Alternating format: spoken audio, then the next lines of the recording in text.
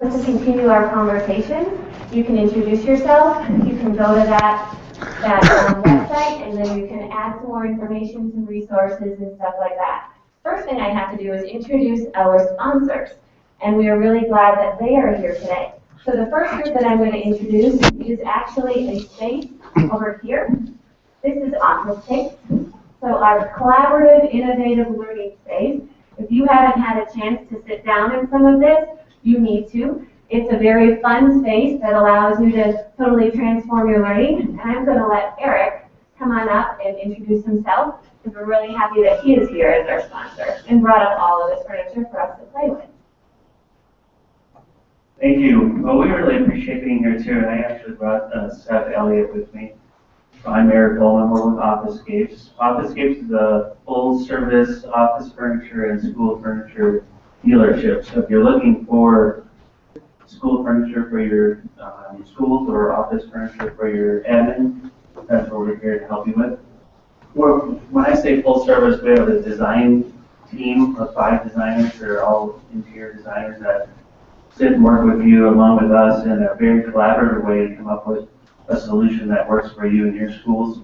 From libraries to classrooms to pretty much anything that fits inside. We always say if you can pick up the school, turn it upside down, anything that falls out is what we would provide.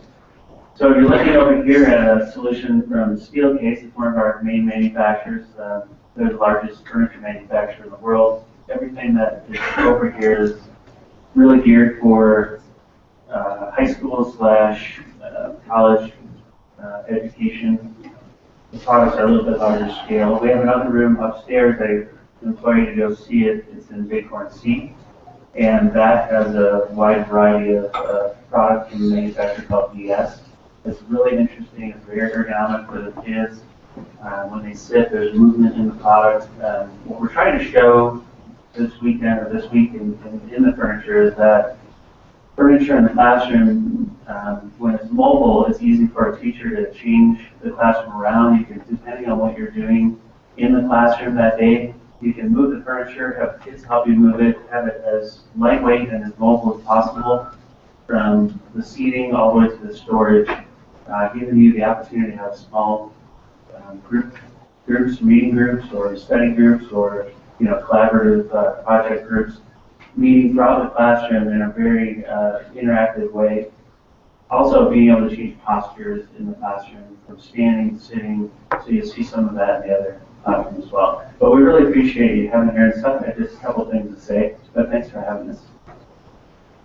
Yeah, really, it's just I want to thank ENCO and members that let us be a part of this. This is a unique opportunity for us to be able to have our products in the hands of potential end users and see how you guys use it and work with it. So we're interested to see how you guys do with it, and we're looking forward to feedback because that helps us out as well. So just thank you again. Thanks. And we have another sponsor that I don't see here right now, but I will introduce again right before lunch, and that is High Point Networks. They are here as part of our networking, and they have sponsored your lunch today. So I'm really excited about that opportunity. So before we even get started, I wanted to let you see on our website and also on the app. So how many of you have gotten the app working? Awesome. Working is different. Got the app. Okay, so then I will have to come and chat with you because I haven't had any issues with the app at all, but we'll have to try and figure out why you're having problems with it. But you can also look on your phone, and you can also look at the ENCO website. So for today, our very first person that we're working with is Dr. Zhao, and I'm going to introduce Dr. Yong Zhao. I've had the pleasure of hearing him speak at ISTE and a few other times that I have been able to listen to his motivational information about students and really putting the digital and opportunities for creativity and everything inside of our hands of our students. So Dr. Zhao has designed students that cultivate global competence and really talking about a global economy and how we are working on creating students who have jobs that are not yet invented. And he's developed computer games for language learning. He has funded research and development institutions to explore innovative education models. He has published over 100 articles and 20 books, both of which I have just recently read. So world-class learners, and then our newest one about creating digital age teaching and learning. And who is named in 2010 as the 10 most influential people in educational technology by Tech and Learning magazine. He is also an elected fellow of the International Academy for Education. And his latest book, World-Class Learners, actually that's not your latest one. That was your, almost. That was from 2013. But it also received the Educational Publish Award and Distinguished Achievement Award in Leadership. So we're really excited to be able to have him here and traveling from the West Coast to be able to come and visit with us today. So let's give a warm welcome to Dr. Zhao. Thank you, Kelly. Well, thank you very much. You can hear me, right? We're testing this new speaker, right? So if it doesn't work, don't buy it. That's a good thing. So I'm so glad you're so brave to try this. Well, thank you. It's always good to be in Colorado. I think you guys are the battleground for a lot of education reform efforts. Some bad, some good, some very miserable. And I was telling actually a number of people from Douglas County, because I visited there, I've received all kind of message emails from people from both sides. Why are you here? Why shouldn't you be here? It's just very interesting. I think it has a lot to do with people's view about education. I think we know very well today everybody wants a good education for their kids, but we're confused about what is a good education. That's something. But I was thinking about recently. You guys read the news about the Google car? You see that car? You read about that? So I want to ask you, since you're sitting in your own table, are you sitting with people you know? Okay, that's good. So why don't you guys spend about 3 minutes talking? This is not even the Google car. This is the old Google trial car. This is not a new one. The one that without steering wheel, that's different. So sitting around your table, spend 3 minutes, really talk about 5 implications of a driverless car. What does it mean for the society, for anything? What does it mean to you, to your school, to society, whatever, insurance company, government? Just think about that. 5 big implications. Google car. When you have a driverless car, what does it mean?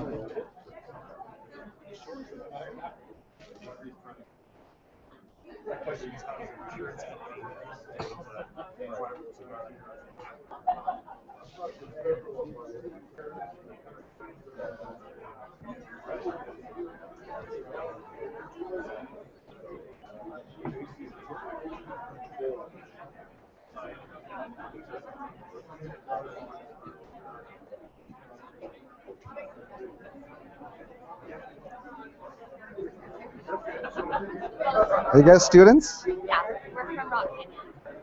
Yeah, we're all of the cameras around. We're doing a live stream of the event. Oh, okay. Yeah. Good.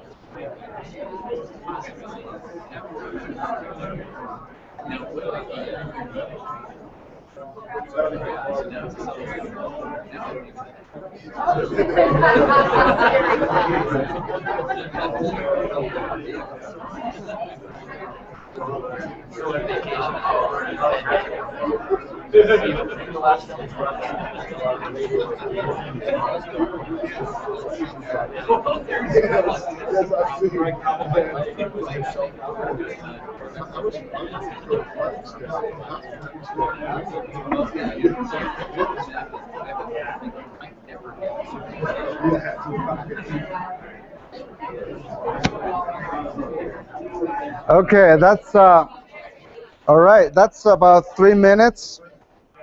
It's not working very well, right? Sometimes the speaker doesn't work very well, so what? Oh, okay. I thought it doesn't like Chinese. That's all. It's no. All right. No, some speakers work better with the English language than Chinese.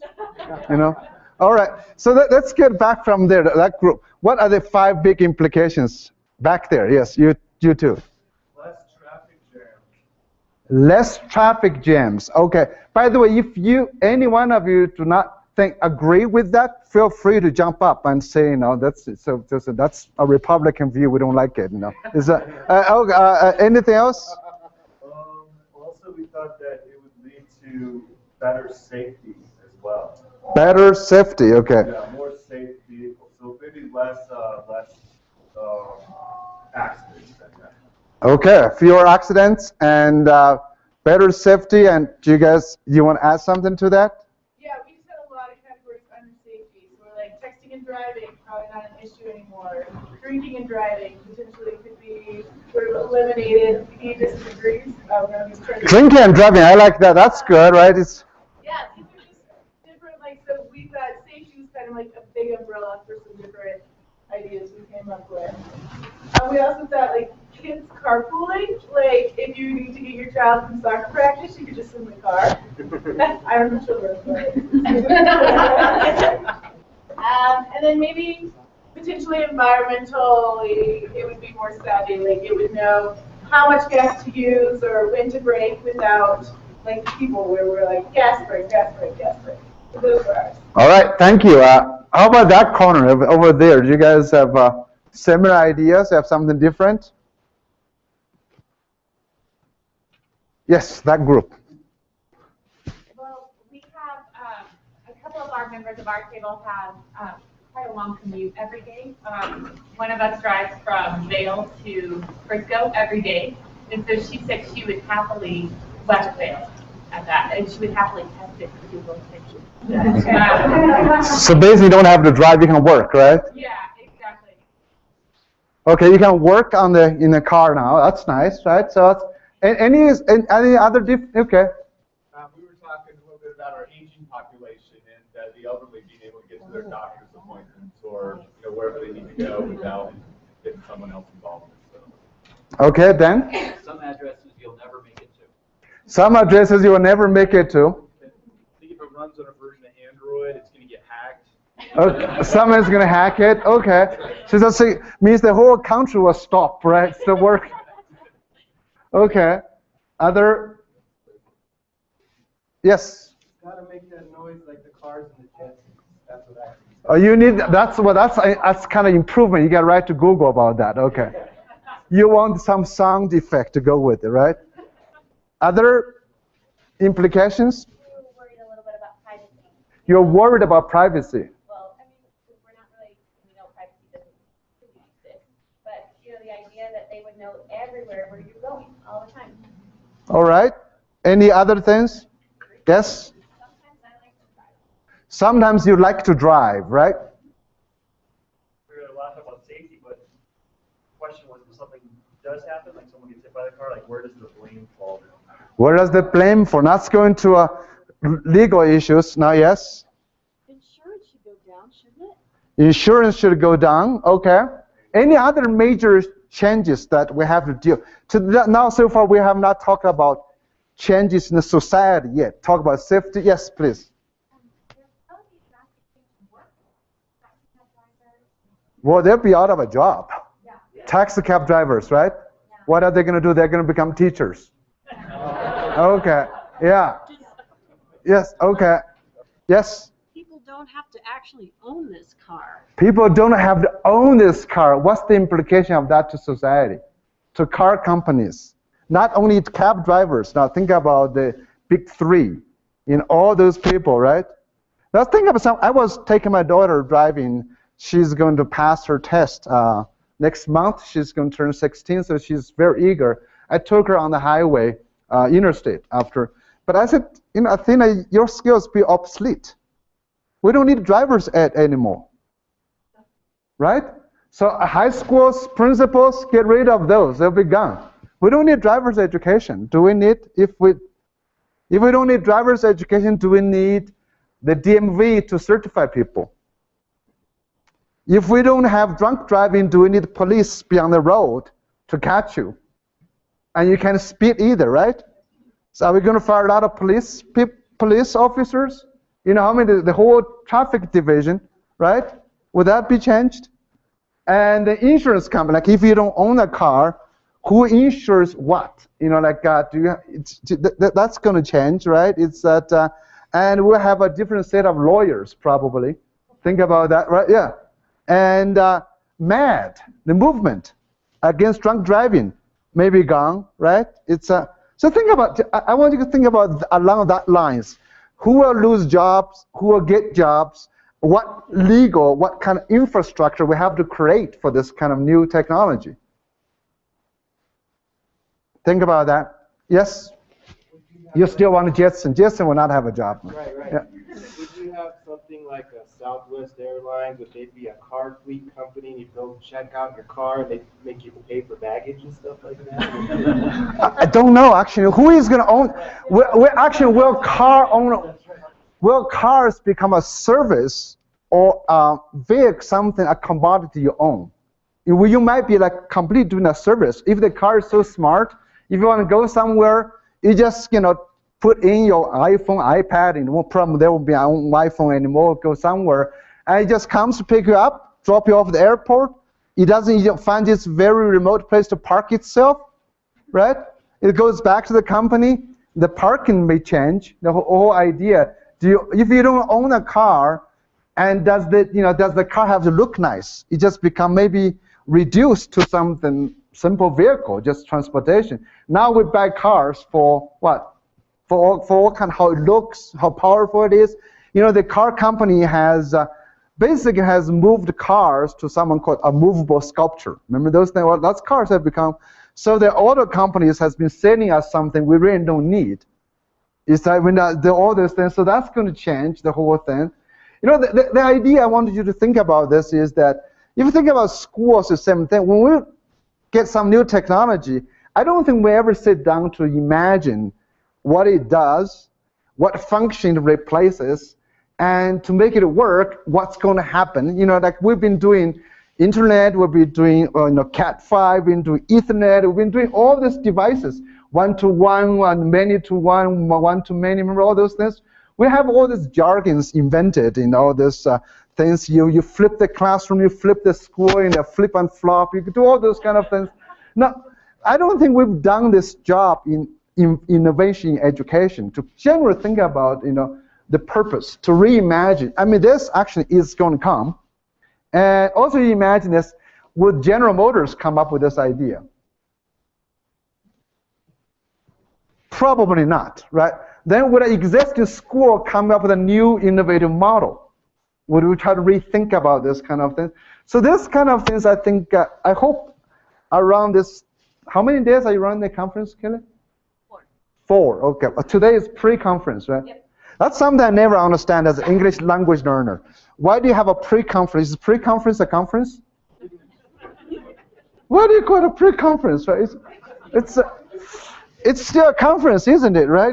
You're playing with the confusing people like me. It's a pre-conference, still a conference, right?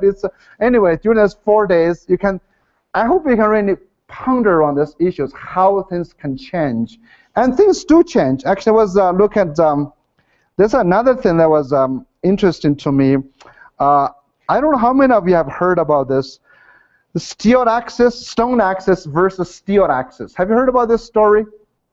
You probably haven't. But anyway, this is steel axe, this is stone axe. This is a big anthropological story from a tribal group called Yorant group in Queensland, Australia. This is the Aboriginal people, the tribes there. So before the Western missionaries went to this place, and making a stone axe is a major art. It's like passing our SAT. Okay, it's bigger than SAT. It's like going to Harvard, stuff like that. And so it's only male and elderly people get to learn this.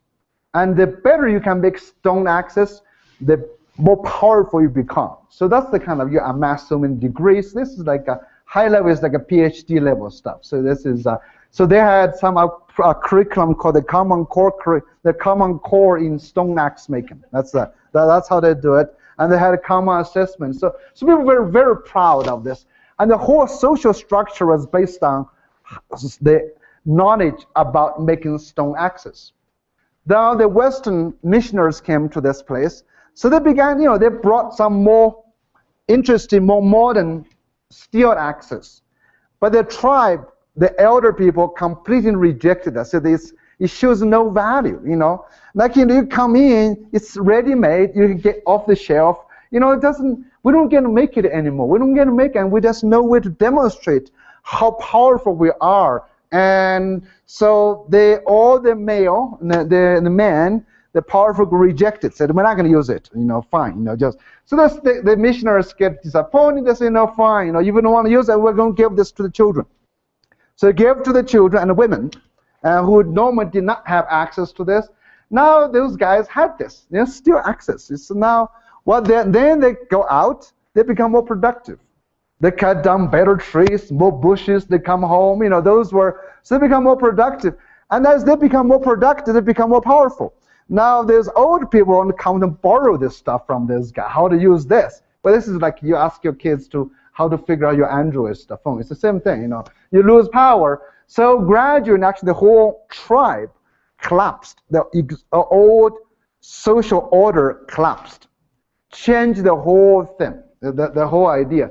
So this is another way to think about is that technology comes down, redefines the value of knowledge a lot. You think you can hold together, but not much longer. Again, imagine a Google car. I'm sure right now, most auto companies are very nervous about it.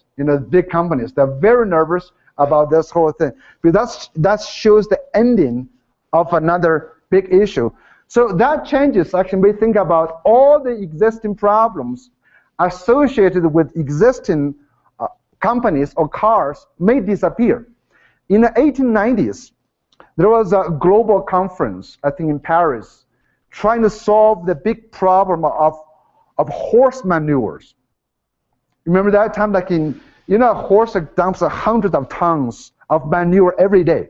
In New York, they were completing, and all the flies, all these things was a big problem. And they were debating if it's not solved, the problem was not solved, New York will be buried under like 5 feet of horse manure by the 1950s. So there's a lot of work, research, and solve that problem. Of course, at that time, U.S. had about 50 some active horses, on the streets. And then of course, didn't have to solve it when the cars come in. So this brings us to think about schools. What are the problems we don't have to solve today? Imagine even in a classroom. What kind of issues we don't have to deal with? What we're so busy working on today in our schools. Imagine that thing. There may be a lot of things. What also means that maybe it completely changes about how we think about schooling. We used to think this is so powerful. Now we don't have to worry about this. So there we got posed about really 4 big questions now. Number 1, if stone axe can replace, a steel axe replace stone axe, what knowledge becomes more valuable? What skills? Remember, are we still trying to teach our children to make stone axes, or are we helping them to better use steel axes or invent something different? So we are trying to teach the same thing.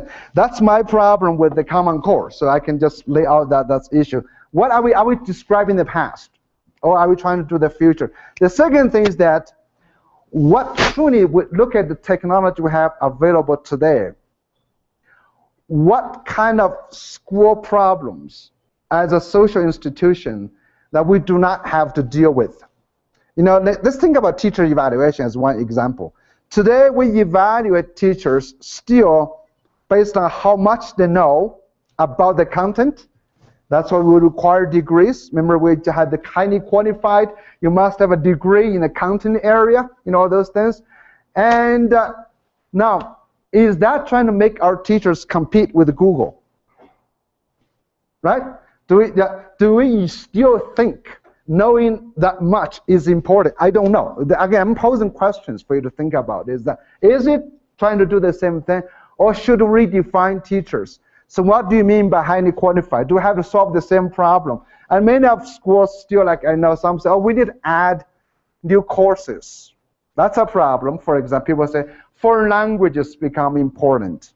But now we don't have foreign language teachers, especially when shifting to less commonly taught languages like Mandarin, Arabic, Japanese. So now with the wide general availability of experts from anywhere, we truly have a global access to expertise. Do you still have to find that teacher for yourself?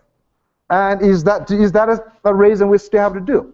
So number two, that's what kind of problems are practically gone with today's accessibility of technology, right? And number three, how is it going to affect the organization of schools? If you look at schools, we have been organized as local entities all the time. Local entities, right? Our schools evolved as neighborhood, takes care of the village, or our school infrastructure politically, they're geographically bound, right? So like Douglas County, you guys have, I don't know how many, 60,000 students, Douglas County. And then you have schools because you all happen to be co-located over there. So the whole management is like that. And it made sense because tax paying is kind of serving the local community, all those kind of things. But now schools can truly collaborate and manage themselves across distance. Now we see a lot of schools, especially private schools, have multiple campuses around the globe. So if they can organize in such a way, do you still have to organize in a local way, in that sense? Or can you organize something differently? Because remember, right now, we're still organized as one entity. We're still thinking about, we serve the neighborhood. Can you serve something differently? I think about 13 years ago, when Florida Virtual High School came up, most people just looked down on what is this? You remember that we didn't care about those guys?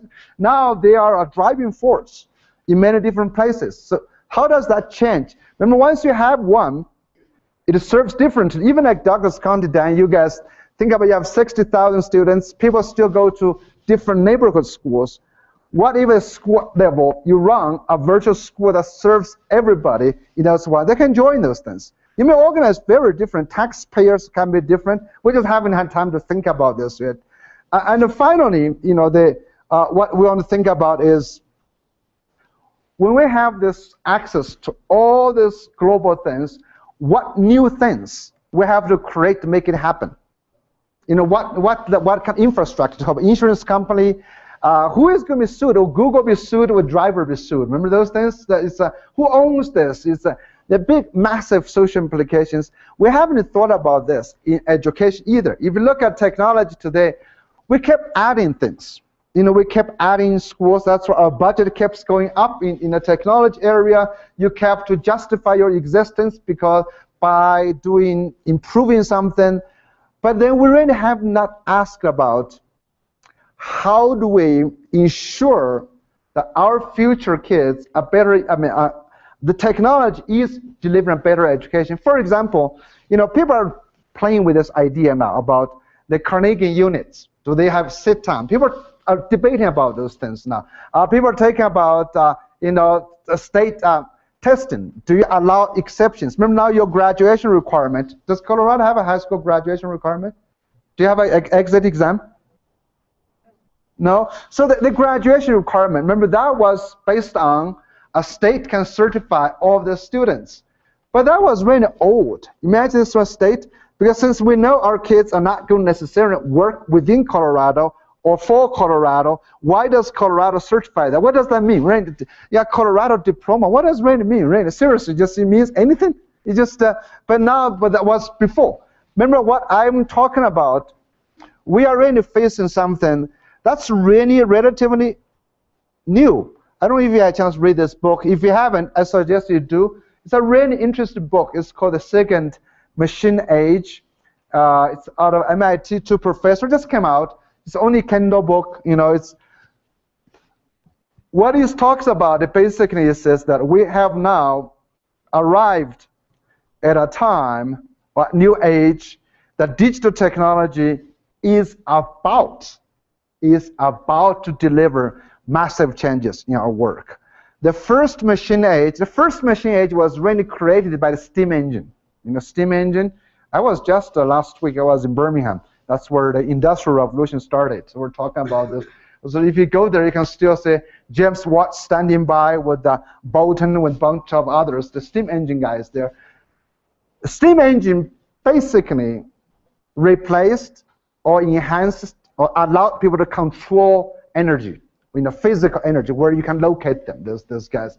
Now, digital technology, the invention of the computer chips, began to affect our cognitive functions.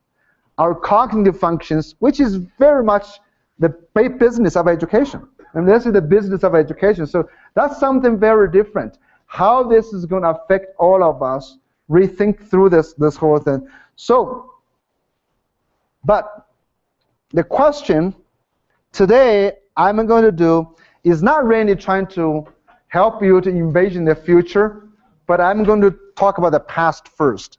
Because tomorrow, are you going to be here tomorrow? You know, tomorrow I want to talk about the future. Today I want to talk about the past to say it is one type of thinking about education, how ineffective it has been.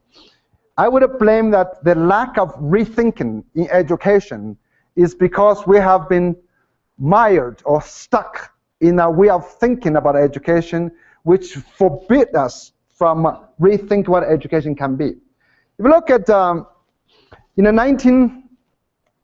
when Al Gore invented the internet, remember that time? Do you remember that time? Okay.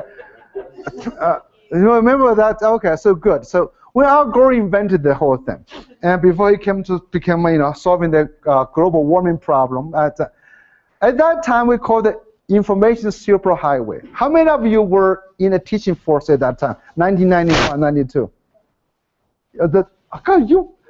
You have so many people born post in the internet? That's amazing. So many of you were doing something else at that time? You're young, right? What 1991, what were you doing? First grade. First grade? Are you serious? No, are you are you in 9th grade now? Oh my God, so we have people, first grade 1991, are you become a teacher now? That's got time when it's gone by. Now this is very scary. Now I got to be serious now. Now 1991 that time. If you were in teaching, you probably have sensed a sense of really euphoria, sense of a lot of hope about education, and there's a lot of debating. We connect everybody, send people to the information highway.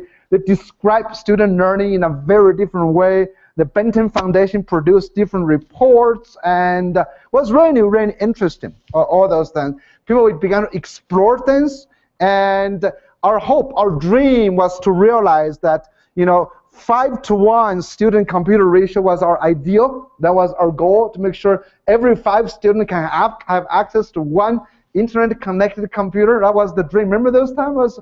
And we, I think, estimate about $80-some million to make it happen. Of course, nothing did not turn out to be like that at all. I think there was some exploration. There was some big grant called Technology Challenge Grant under the Clinton the administration. They get out $5 million to build the first virtual school in Concord. That Concord Consortium. I think that a virtual high school still exists. So there were a lot of exploration going on there. Then, after a while, that hope get dashed away because of the election of George Bush. So George Bush came in, put into a very different mindset. And George says reading is a problem. Remember those times? I mean, that I always think George confuses a personal problem with a national problem.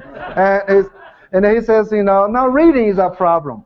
We got to do something about this then. So let's do something called a No Child Left Behind. Remember No Child Left Behind? Year 2000. How many of you were teaching in year 2000? Oh, got more people. Now you were in junior high. Okay. I got to come back to you are kind of, you know, kept track of these things. You know, now, No Child Left Behind kind of continued Clinton's goals 2000 idea, but Clinton never got so successful. Remember, so this one. So they were more doing technology. We're actually debating. There are so much grant. The 21st century community learning centers, after school, out of school technology. It was very interesting. A lot of exploration. Then No Child Left Behind said, nothing matters if you do not improve your reading and math scores. That's how No Child Left Behind did. And the national goal becomes every third grader can read.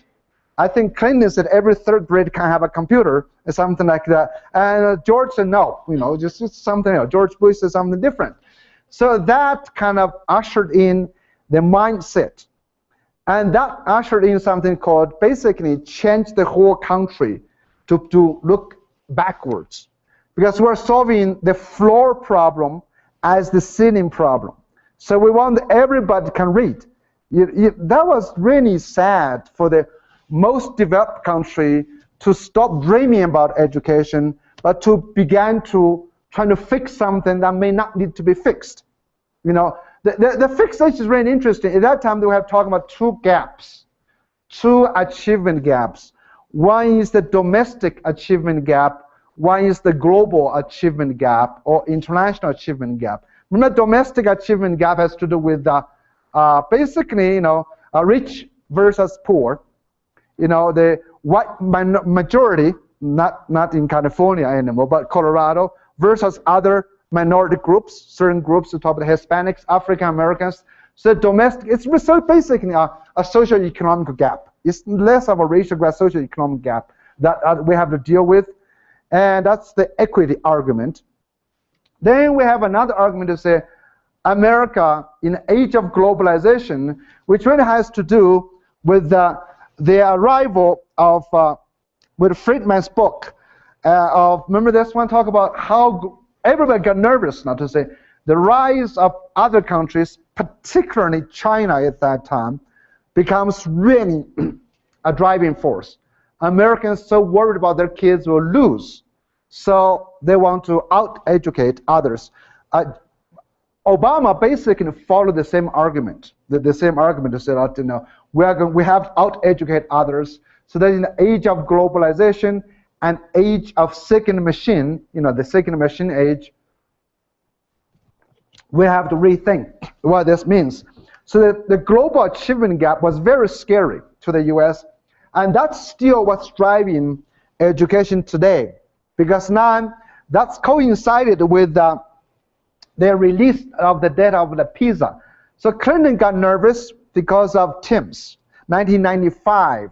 TIMSS is Trends in International Mathematics and Science Study, showed American students kind of, you know, scored mid of the pack, you know, which they got very nervous, and Clinton reference to that study in his State of Union address, says we got to improve our math education.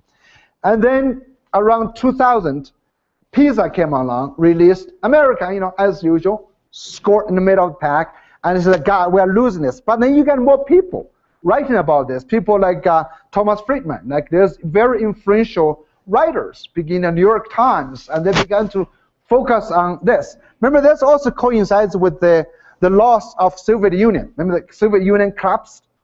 America cannot live without a strong enemy, so we are looking for new enemies, you know. And seriously, I mean, if you look at policy, when the Soviet Union collapsed, American journalists and the media were looking for who else we can use to scare Americans. You know, they said, well, China seems to be a good way to try it. So they picked China and they picked Japan. No, seriously, that's how we do it all the time. So we scare people. Then we refocused the whole thing. So now, since 1990s, the standards movement we become more fixated on test scores. That's how the whole thing. That's a very interesting mindset. So that mindset, that driving every school, every teacher in this nation to go after test scores has stopped us or gave us no space and no room and no resource to rethink what technology means for schools. And I don't know if you noticed, again, since since George Bush was elected, technology conversation is more talking about using technology for tutoring purposes and for data tracking, not to help people improve anything else, just data tracking. And now today we talk about the big data, talking about the big, as if big data is going to save us something, I can tell you, big data produce very small ideas. It's not very helpful. I had an interesting they call it a conversation, but I think it's a debate. And recently at the Cosin in Washington with this guy called Bob Wise, former governor of West Virginia. He's leading a national coalition to try to use big data to drive education. And they were asking me, what do you think of this thing? I said, actually, no matter how big the data is, first depends on what data you have. Right? Is that if we have bad data, if you simple test scores won't do you any good. That's the whole idea. But then, of course, I also said that big data, whatever it can do, like GPS. I love the GPS when I know where I want to go. Right? If I have no idea where I want to go, the GPS won't get me anywhere. A Google car won't get me anywhere. Right? That's something. The other thing is that I hate the GPS too sometimes, because it deprives me of the chance to get lost. But getting lost is very important. If you want to know something about a place, getting lost gives you a chance, because going one place, going direct is bad. So I always think education is about detours. It's about getting lost. It's very cool, all those things. But of course, when you want to get someplace, So that's kind of interesting things about big data. But overall technology in education has not been used to liberate people, but used to control people. This data thing. One of the things, how much money we spend now to get every state to build single record, I don't even call those data systems. Now every school wants to do this. I was 2 weeks ago. I was in Australia. Okay, I'm just going to get straight where I was. I was in Tasmania, and people were talking about they have a whole huge set of database now. Someone, I think Microsoft, helped them build this. They know exactly where kids were, from first grade on. Actually, they're trying to do the social data as well until the end, which was Delaware's promise when they were on the race to the top in idea. I was just saying, you can track back who taught you at kindergarten. Remember? That's quite interesting, right? So basically, when you feel in your life, in your 50-year-old, you can take a gun, go back, shoot your kindergarten teacher. It's like, I know you taught me, you messed me up, and that's what I call true accountability, lifelong. You guys got to be very careful with this stuff. Now, that's what we've been driving. So the old mindset of saying that you can measure quality of education based on test scores in a few subjects has been basically put all of us under siege. So today, I want to spend the next few minutes to say how broken that idea is. So the test scores, I'm not going to get to the domestic piece. The domestic piece is very complex. Well, basically, actually, it's not that complex, is that the wealth determines your children's academic achievement. That's what we know. Mother's education, level determines that. So the domestic problem, called domestic achievement gap, is the result of social inequity, not education inequity. So that's something. So we got to accept that fact. If you look at any place, it's poverty and social injustice across different communities cause the problem.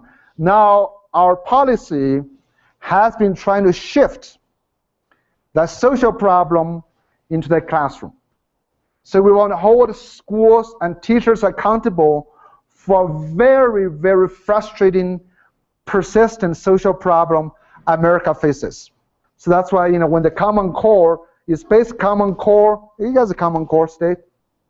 Okay, so a common assessment, all this, all those things is basically trying to say it's not a social problem, it's a teacher's problem. So all of those things. So that's a lie, it won't work. If you want to read more, you go to a Jim Glass, you can go to CU Boulder. They have a lot of research in that domain. So I want to show you right now about the international gap. Do test scores on international assessment mean anything? That's really what I'm trying to get to. So you have heard, right now, again, I use this data a lot to say, American students, they say our education compared to other countries is in decline, is getting worse. You've heard a lot about those conversations, right? You probably do. And I can really tell you from any of the data you can examine, historical data, since 1950s, American education is not in decline, is not getting worse. It has always been bad. It has been bad for a long time. By the way, if you want to tweet, you can find me on Twitter, and you can follow it. Most of the slides I use are on my website. So how bad have we been? Let me actually show you this thing. American education has always been bad. Let's say how bad. It's been really bad. If you remember in the 1950s, I was talking about the example. We used to be really afraid of the Soviet Union. We used to really be afraid of them. 1957, the Soviet Union launched first man-made satellite called Sputnik. At that time, your parents were in first grade, right? Okay, so that was how many of you remember this story? Where were you? What were you guys doing at that time? The Sputnik moment? Do you remember that? I was in elementary school. And did they talk about this? My father was a superintendent, and they were worried about math and media. Yes, so that's exactly the time. So 1957, Soviet launched this thing, and America began to worry. What they worry about math and science. So there's a lot of public media talking about how American education was in crisis. So this is just one of the examples. This is, by the way, a Life magazine cost only 25 cents in March 1958. It was very little money. So they featured the story, Alexei versus Stephen, talks about how much worse Americans' curriculum was and how little time our students spent on academic studies. There's no difference than today.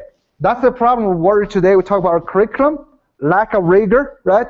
We talk about our students don't care about academic studies. 1957, so we were really bad, 1957. If you want to bring any test, America has had a very long history of bad test takers. We've never, so people say, we are really declining. There was no good old day for American students. There was, in terms of test scores, never. Seriously, if you look at the Blessed, there was no chance. 1964, first international mathematics study, TIMSS. 12 countries, American students, 12th graders, ranked 12th out of 12 countries. You can't get worse than that. We had a very good start. Right?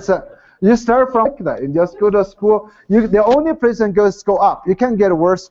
And first international science study, if you go along all this time, we've never had good test scores. Never had. Actually, most of the time we had very bad test scores.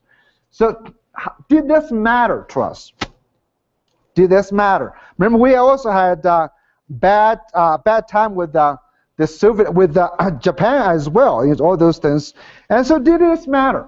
So according to this, if education mattered, and we have truly never improved, according to the media. Every politician goes there, we are really bad. So we had a huge international gap. America shouldn't be here, right? If education mattered, we've been so bad, we should have been replaced by many, many different countries. This country.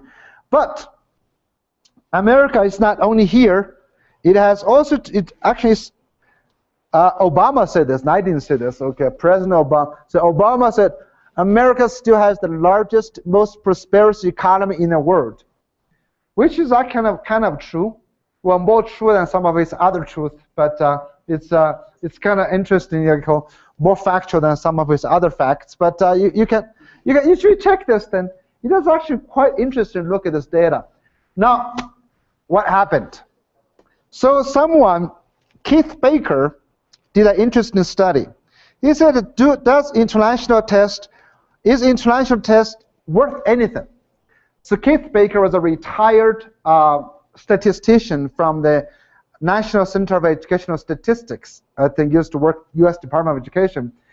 He analyzed and said, okay, we want to know if a test matters, and we should track back. So we went back to the first international mathematics study. The data was collected in 1964, and he just took one group. I said Americans 12th graders was worst. Americans, I think 8th graders, we were slightly better than Sweden, so we were like second to last. We're not that bad, And by the way, if you look at international data, it's always the case. American students always start very well. And once they go to higher grades, they don't do very well. Our first graders, third grade, fourth graders are always better than 8th grader, than 12th graders. We don't know why.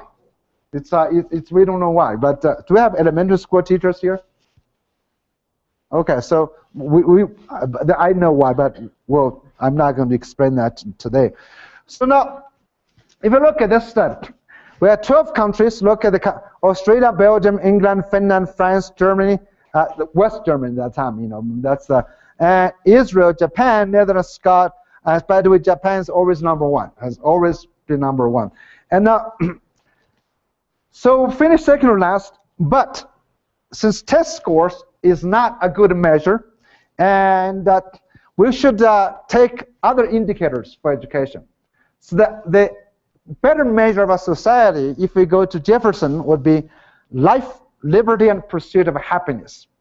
So what if we use those as indicators? How did the test scores correlate? Remember, after 40 years, let's take a look.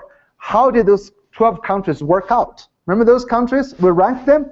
40 years ago was like this. Let's take a look 40 years later. Did it matter? So this is, so what do you find out? 40 years later, life, you want to have a good life? Wealth matters. So the finding is this: the higher nation's test score 40 years ago, the worse its economical performance measured by GDP. So countries had a better test scores, had a worse economical performance. You say, well, that's. Then you can say, well, maybe some America started to be good. So let's talk about growth rate. How did it grow? Well, the rate of economic growth for nations improved as test scores dropped. Again, negative correlation. As countries had higher scores, grow slower economically. So those two things means life is not necessarily better, and also people with better test scores do not necessarily have better productivity. It doesn't mean that you can do things faster or better. And then even, again, the quality of life with a negative 0.57. What does it mean? Statistically speaking, countries with higher test scores have lower places, places with lower quality of life. I can probably imagine if you're stuck doing your math, all the time. That's not a happy life. It's right. You get stuck in math tutoring sessions all this time. We're turning our country into that. Maybe if Arne Duncan succeeds, America will switch that thing. Will become less happy. By the way, we've become a less happy country. I don't know if you noticed that. Do you guys know? Well, wait until Google car comes. You consume more alcohol, we'll be happy again. But now, democracy. Those nations scored below the median on FIMSS have a higher average rank on achieving democracy. Means if you score lower, you may have a better democracy. Now, actually, there's something data. I can't have some newer data to show this thing. What does a democracy mean? Democracy means students are more treated as individuals. Okay, so they are allowed to challenge authorities. So some of the new data from the PISA exam recently showed that countries, the OECD explains to say, in countries with higher test scores, students are less likely to challenge or question or blame their teachers. They think that's a good thing. And I said it's a bad thing because you're not allowed to challenge authority. So I look through countries, actually like the countries with the highest percentage of students blame their teachers for their lower math scores are more democratic countries. Means you can always question authorities. So it's something. And now anyway, so test scores do not correlate. And livability, 6 of the 9 countries scored higher on films, and the US are worst places to live in terms of environment. And creativity, it's same thing. Basically, if you're interested in this, you can go to find the article published in 2007, Kappan. So this is the first truly statistical study that actually look at the past to say, did it predict anything in 1960s? The rest, some of the statistical modeling, some people argue, oh, it can generate this much wealth if you improve your scores in the future. It doesn't really matter, none of those things. Because this is the one that traces in the past. How did it happen? You know, if you took your own students, your graduation students, you know test scores, GPAs, the GPA in your elementary grades or middle school accounts very little of a person's success. Less than 20% of a person's success has much to do with the grades.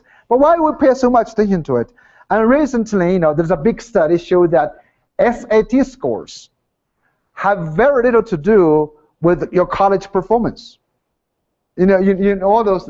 So you know, if test scores are poor indicators of a person's future success and a nation's future prosperity, why do we pursue it so much? Why do we? Now, as school leaders, I want you to think about. Don't blame George Bush. You know, it's you know, I think we are to blame. Why do we go after test scores? So why do we even believe the whole thing? You know, ourselves. You know, we are teachers. You know, sometimes you are parents too, right? When you look at your students, someone suddenly writes an A on your student report card, make you feel better about your kids, right? And when you look at a C, you said, even though you think your kid is doing okay, but look at a C, you began to doubt yourself now, right? To say, why do we believe in those things? That's so the idea. Historical data is showing that. So why does America? That's why I pose this question. We've had a bad education. Why is America still here? Right? I always joke about it. So the Canadians want to know. You know. Now, this is a very interesting question to think about. And then if you want to look at some other data, like some of the countries score so well. This is the PISA. I don't even know if you know what the PISA means. It's an international program for assessing students. It's spelled PISA. It's every 3 years. It's the largest now international academic horse race. It's over 70 countries participating. And if you want to know how bad it is, I can tell you that it's. How come we don't have wireless in this place? Do you have wireless in this place? Do you need a password? This one? Okay. Well, I was going to show you something. Well, that's the math. I was getting lost. So, okay. So anyway, I was going to show you. If you are interested in understanding the whole thing, I just wrote a lot about the PISA. I wrote how the PISA is putting everybody at risk. This may come up there. But anyway, so the PISA it measures math, science, and reading. In everybody, it makes it a big deal in the nation. Now we just have a new group of people, about 3,000 of us, trying to write an open letter to stop it. So it's but it's been there only for 14 years, started in 2000. That's why it drives a lot of things. So I'm going back to this test scores. So the PISA has been used. You look at there's a top scoring countries. Basically showing all top scoring countries except for Finland has been Asian countries, East Asian countries, the Confucius education countries. So they have been doing great in terms of test scores. And there's a lot of misunderstanding when you read, again, the media talk about how Asian countries rise to become excellent. I tell them they've never risen, they've always been excellent in taking tests. It's the same thing, they have always been good. So all the research shows that people are trying to explain, how did the Asians score so well because they have good professional development, good teachers? That's nonsense. None of those things mattered. It's a long tradition. It basically means it's only one thing. If you make test scores the only way to judge a person's worth, if you make it the only way for guarantee social mobility, every family, every student, every school, everything will go after that. And that's going to drive the test score up high. There's no question. That's very simple. So if you want to learn more about how that model works, this actually is my newer book. It's not released yet. So I write a lot about education authoritarianism. So when you put everybody, so don't believe any research finding about this because there's no variance about this. They say, oh, they train teachers better. No, Shanghai, Japan, Hong Kong, Singapore, Korea, these high-scoring countries had a very poor teacher quality before the 1990s because they were developing countries. It's 3 years after middle school, they become teachers. China had the same thing. They still produce high test scores. I said, they think it's curriculum. I say it's nothing. It's only one thing. They use test scores in a few subjects as the only measure for a person's success, as the only way to promote you there. That's why it's very dangerous for America today when we do this. When your life, not your life, when your family's life, when your whole ancestors' glory rests on your get good test scores, you know how much pressure there is, right? So when every system is built around doing that, you become very good taking tests. And also, not everyone gets to, we get rid of a lot of people too. So the Asian model, all the PISA scores, all the international tests, basically is trying to prove one point, is that how successful we have been in defining education as indoctrination and homogenization. So this is the traditional model of education that our mindset is about. Today, all of us, even Americans, we typically believe schooling is about instilling in students, it's about imposing upon all our students a set of useful skills and knowledge prescribed by a curriculum. That's all we have believed in. Okay, this is called, I call this the sausage making model, right? That's that we want everybody become a good sausage. That's what we want. Well, the sausage could be your state test, mandated by No Child Left Behind. Could be the common assessment, mandated by Race to the Top. Could be your SAT scores. Could be anything. Remember, all of this is a narrow set of skills and knowledge and talents described in this way, prescribed by curriculum and verified by standardized testing. And that's what we do over here. So American schools, most of us, we believe in scores. It's because we think we are assessing those things. So this is a very much a deficit model. Remember, as teachers, as school leaders, you know this very well. You're always comparing your students, your own children, against some external standards. How well has he met there? Remember those? Look at most sports are not even like that. Sports do not say, have you met this? Now with soccer games, you don't say, okay, let's have this. Like, you guys watch the soccer games? God, it's crazy stuff, right? I don't even understand it. But anyways, it's if you said, okay, 5 goals is good enough. That's like deficit model, right? Here, you don't have. You just go as best as you can be. The same thing as running, as everything. But now in education, it's kind of almost ironic, right? You never you never measure how good your kids can be. You always measure how close they are to what we want you to be, in the areas we want you to be. Do you notice that the whole thing? It's really strange. Like your students could be a very good piece of ribeye steak. You say, no, we don't want you. We want to grind you into sausage. A piece of ribeye steak, look, is really bad sausage. Do you see what I mean? So that's how you measure. So that's why when your kids coming home, I think Elliot Soloway, a long time ago, was 10 years ago, came home and talked about a question. He said, if your child just won a national award for digital photography, but brought home a D in English composition, are you going to be happy or are you going to be mad? Do you see the difference? So do you value the talents or not? So that's what we were, for really hundreds of years, in education, we were asked to judge our students by how far away they are from this prescribed standard, not by how well they're doing in their own way.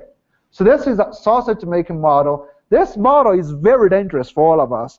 Now, when PISA, all international tests, measures how good a sausage maker you are, America becomes the worst sausage maker. That's how it becomes. So we have not been good as a sausage maker. But as a sausage maker, you run some very interesting risks. Number one, the more successful you are at teaching somebody something you think is important, the less likely those people will learn something they think is important. So you are driving students' passion and interest of something to do. As you know, if you have no passion, no interest, you're not going to pursue something a lot. Then you become very passive learners. Another thing is that the more successful you are at homogenizing people, you get rid of other talents. You get rid of other talents. Like that's why China says we don't have a Steve Jobs, because they get rid of them. That's very simple. China was 1.3 billion people, which is 4 times that of the U.S. population. They should have 4 times the number of Steve Jobs, but they never had it. That's why they got rid of them, all those things. And also, the more successful you are at homogenizing people, then learn to comply, not learn to create, not learn to ask questions. As we know, some of the newest research in psychology says this: all children are born curious. The faster you give them answers, the faster they lose curiosity.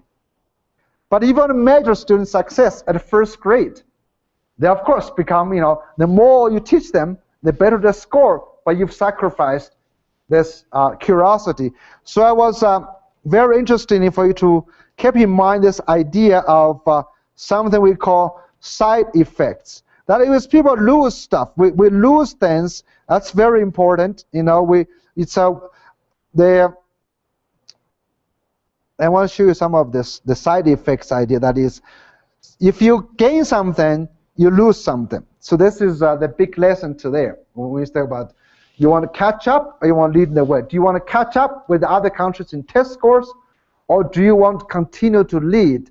And that's what tomorrow is about. So American education, let me actually show you one of the things about, this is the data. This was from TIMSS.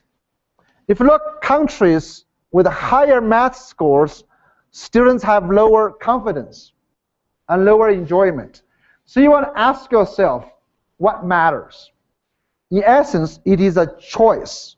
That is, and again, this choice comes in different ways. Okay, choice is, however, one of the choices that if you had to make a choice, would you rather have someone who is confident, or would you rather have someone who has good scores but no confidence? Okay, of course, we prefer to have both. But if you cannot have both, what would you prefer? It's like the same data. For example, this is the most recent math scores on TIMSS. You look at the top scoring Asian countries, they're about 100 points higher than American students, Australian students.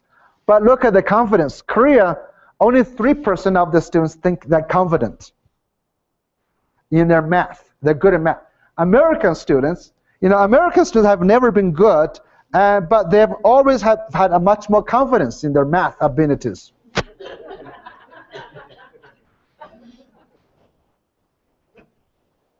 Now, I want actually end here to tell you this one. Why does confidence matter? Do you know why confidence matter? Because if you have no confidence, you are not going to become an inventor or creator or entrepreneur. You're not going to pursue something. So that's why Americans has been lamenting on its poor math performance. All Asian countries have been worried about students' lack of enthusiasm, lack of interest, lack of confidence. Especially today, it's easy to get knowledge and information. It's hard to regain confidence and enthusiasm. We have a lot of research showing that thing about creativity, about entrepreneurship. It's more non-cognitive. We talk about resilience as well. All these non-cognitive factors becomes very, very important as we talk about the future of education. Where are we going in the future? That's I'm going to talk tomorrow. So actually, to end all of these things, what I would like to suggest you think about Einstein's idea. Are you judging a fish by its ability to climb a tree? This is what I call. So as a nation, as a school, as a parent, as a teacher, do you want your students to go after test scores so you can catch up to countries that have traditionally always performed very well in tests, but have suffered tremendous, tremendous sacrifices in other domains, in interest, passion, social, emotional intelligences? Or should America continue to reinvent itself, to solve Americans' problems as Americans' problems? So that's so the ending part is that if America wants to catch up to China, if we like this global benchmarking to other countries, if America was interested in global benchmarking to other countries, you should have done so before 1776. You know, in 1776, China was the #1 country in GDP. China was 3 times the size of any other country. It took 1/3 of the whole world GDP. If that was time, China was way passing everybody. Why did not America, the founding fathers, to say, let's become another China at that time? If they didn't do it that time, it's too late. The Asian model has been proven to be broken 150 years ago. So if anything, the Asian education model has been Asians trying to catch up to the Western countries because we moved to a new age thanks to technology. In an agriculture society, an education that instills compliance, conformity, and respect for authority, that values stability, is very good. That's why China's can keep as an empire for 2,000 years. Since the Industrial Revolution, James Watt, those guys that's talking about the steam engine people, they began to mess up the whole world order. Because everything now relies on innovation and creativity. Once innovation and creativity becomes important, what matters is an education that drives individual passion and interest. And that society is going to dominate even more in the future. Up until now, Industrial Revolution said, we can train millions of people to take jobs created by a few creative people. But today, the arrival of Google driverless car is forcing us to say everybody has to become creative. Therefore, we need a new education. That's something we're going to talk about tomorrow. Thank you. Thank you.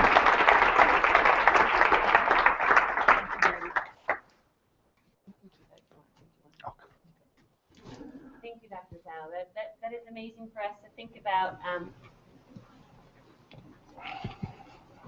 It's amazing for us to think about creativity and what kind of kids are we trying to create, our inventors, our whole child, not just focusing on one aspect. So I really appreciated listening to that and stretching my thinking. Before we go, we do have a little bit of a break, and you can check out, we have 3 different sessions. We will close these walls off for us to be able to go into our 3 different sessions. I do have a sponsor who wants